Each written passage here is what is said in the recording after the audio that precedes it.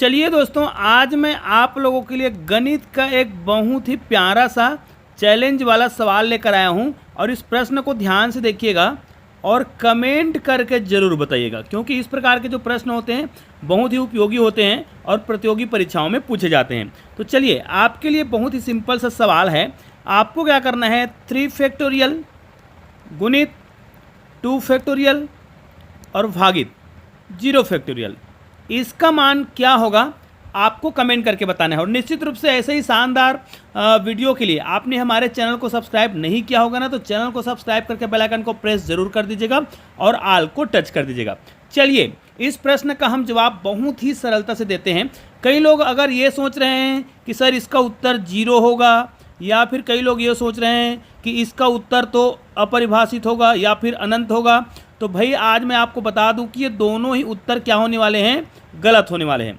इसका जो उत्तर है वो अलग ही होगा, मतलब इसका उत्तर जो है आपको मैं पूरा बता रहा हूँ, ध्यान से देखिएगा, आपको इसको बिल्कुल ध्यान से समझ लेना है, अन्यथा इसका जो प्रश्न है आप गलत कर बैठेंगे। तो चलिए, मैं क्या करता हूँ, ये जो प्रश्न मैंने लिखा है इसको मैं यहाँ पर सुरक्षित करके रख देता हूँ, यहाँ पर रख देते हैं, ठीक है। और आपको पहले मैं आपको एक बेसिक चीज़ बता देता हूँ जिसके आधार पर हम इस प्रश्न को बना पाएंगे।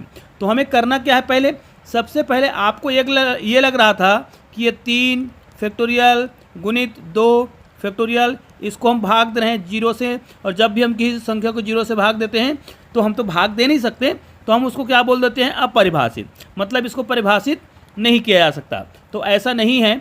तो मैं आपको जो बता रहा हूँ उसको ध्यान से आपको सुनना है। सबसे पहले आपको ध्यान ये देना है कि ये जो 0 होता है ना, ये 0 होता है, 0 फैक्टोरियल का जो मान होता है वो कितना होता है, 1 होता है। और दोस्तों, इस पर मैंने पहले भी वीडियो बना रखा है, चाहे तो आप ऊपर आई बटन में जा करके इस प्रश्न को समझ सकते हैं बहुत आसानी से कि 0 फैक्टोरियल का मान 1 क्यों होता है। तो चलिए, आज मैं आपको इसका उत्तर ही बता देता हूँ कि यहाँ पर हमने जो प्रश्न लिखा था, इस प्रश्न में आ जाते हैं। अब देखिए, ये प्रश्न हमने जो लिया था इसका सही उत्तर क्या होगा, तो निश्चित रूप से आपको ये तो समझ आ गया होगा कि ये 3 फैक्टोरियल को हम क्या लिखेंगे, 3 गुणित 2 गुणित 1 लिखेंगे। उसके बाद 2 फैक्टोरियल को 2 गुणित 1 लिखेंगे, और 0 फैक्टोरियल का मान कितना होगा, 1 होगा। अब सिंपल सी बात है, इसको आप देख सकते हैं, 3 दूनी 6 और 6 दूनी 12, अर्थात इसका उत्तर कितना आएगा, 12/1, मतलब फाइनल आंसर हमें क्या मिलने वाला है, 12 ही मिलने वाला है, जो कि परफेक्ट है। तो निश्चित रूप से आपको बहुत आसानी से समझ आ गया होगा। तो ऐसे ही शानदार वीडियो के लिए आपने अभी तक चैनल को सब्सक्राइब नहीं किया होगा तो चैनल को सब्सक्राइब करके बेल आइकन को प्रेस कर दीजिएगा और आल को टच कर दीजिएगा। चलिए, मिलते हैं एक और बेहतरीन वीडियो के साथ, तब तक के लिए जय हिंद भारत।